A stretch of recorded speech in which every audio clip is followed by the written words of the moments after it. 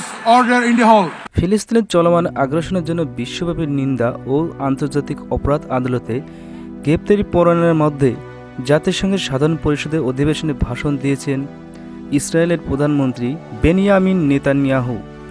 এ সময় অনেক দেশের প্রতিনিধিরা প্রতিবাদ জানিয়ে অধিবেশন কক্ষ বর্জন করেন।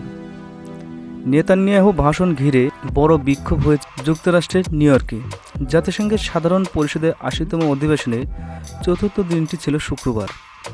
এদিন ভাষণের জন্য নেতানিয়াহু নাম ঘোষণার সঙ্গে সঙ্গে বিভিন্ন দেশের প্রতিনিধিরা অধিবেশন কক্ষ ত্যাগ করতে আসন ছেড়ে উঠে দাঁড়ান।